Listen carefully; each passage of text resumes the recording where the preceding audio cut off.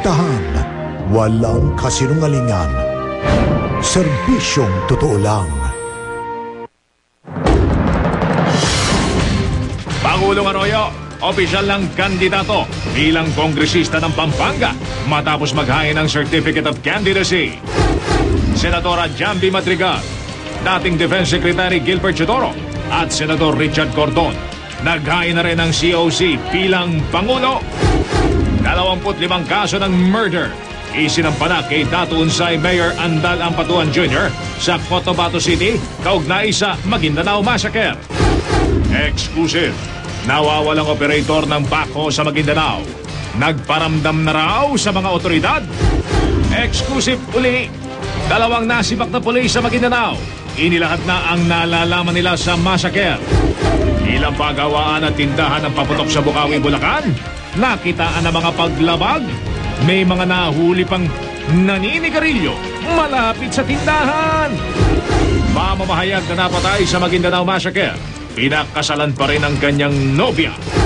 Art Evangelista, totoo bang nagselos ng may ibang babaeng sinabayan si Richard Gutierrez sa taping nila sa Czech Republic? At mga artista, tatakbo sa iba't ibang posisyon.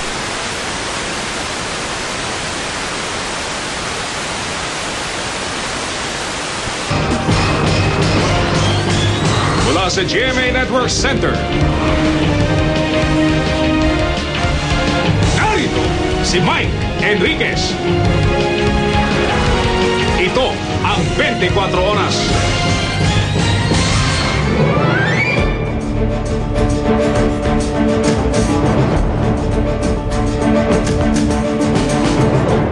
Magandang gabi po.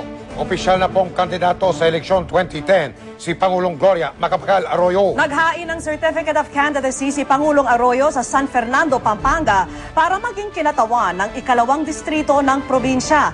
Nakatutok doon live si Ruth Cabal. Ruth.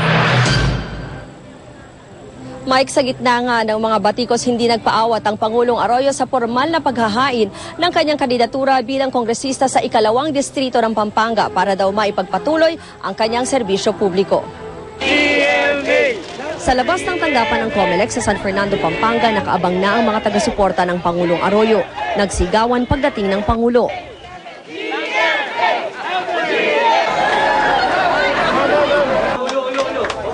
10:35 ng umaga, formal na tinanggap ng COMELEC ang Certificate of Candidacy ng Pangulo sa pagkakongresista sa ikalawang distrito ng Pampanga, pati na Certificate of Nomination niya bilang kandidato ng Lakas Kampi CMD.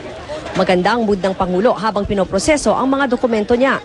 Kasama ng Pangulo si First Gentleman Mike Arroyo at anak na si Congressman Mikey Arroyo at ilang lokal na opisyal ng Pampanga.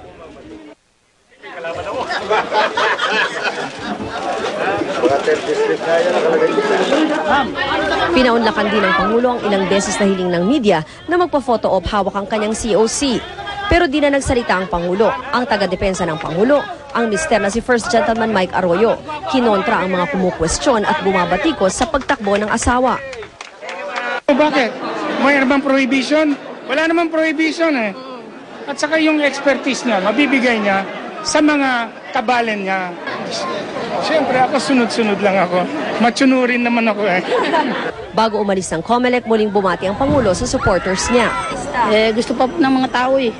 Bilang pong nanunungkulan, marami na po siyang eksperyensya at maraming okay naman po siya manungkulan. Vicky, hanggang sa mga oras na ito, iisa pa lang ang nag-file ng COC na makakalaban ng Pangulo sa ikalawang distrito. Ang electronics engineer na si Feliciano Serrano na nung isang linggo pa naghain ng kanyang kandidatura bilang isang independent candidate. Vicky? Maraming salamat sa iyo, Ruth Cabal.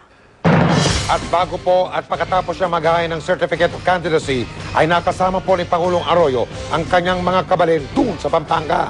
Patunay raw na suportado nila ang kanyang kandidatura sa pagkakongresista. Nakatutok si Julio Segovia.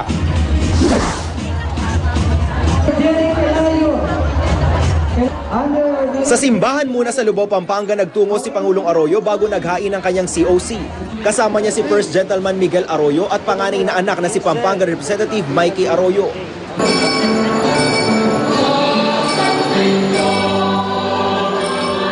Mapapansing na pagigitnaan ng first couple ng Aita na si Joan Duya at ama niyang barangay captain ng Diaspora, Pampanga.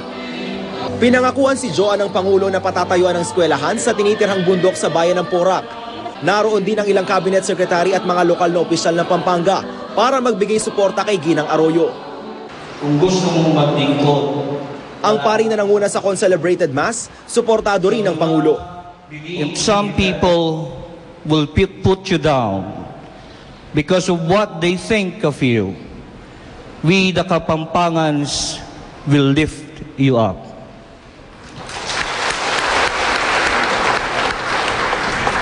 Do not be afraid of this unprecedented move. It is not unprecedented.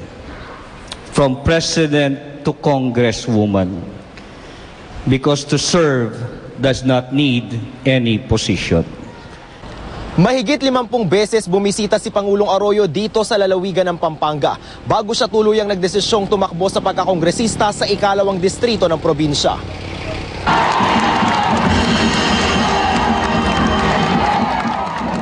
Sigawan at masigabong palakpakan ang salubong sa Pangulo ng mga kabalin. Gloria! Makabagan! Marami siyang dapat gawin dito. Kasi dito yung baryo niya eh.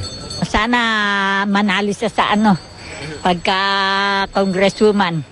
Sabi ko Congressman, patawaran niyo Kepo. Kasi bayo, not that we do not love you, but we love the President more. We need you, but we need the President more. Karing kailangan dading pakakalulo, makilaban para kimas masikan ay ekonomiya. At siguraduan yung edukasyon, ing lingap king kalusugan, at ding obra, king ayabot na ning ordinaryong pamilyang Kapampangan. Meron pa po akong one term bilang congressman. Pero sa pagkakataong ito, I thank God for this privilege and honor of giving way to a better congressman, to a better person, to a great mother, to the best leader our country has ever had. Bago umuwi, nag-ikot muna ang Pangulo sa ilang barangay sa Guagua. Tuloy raw ang trabaho ng Pangulo kahit nag-file na siya ng kandidatura. Pangungunahan niya ang isang command conference sa Maguindanao ngayong linggo. Julio Segovia, nakatutok, 24 oras.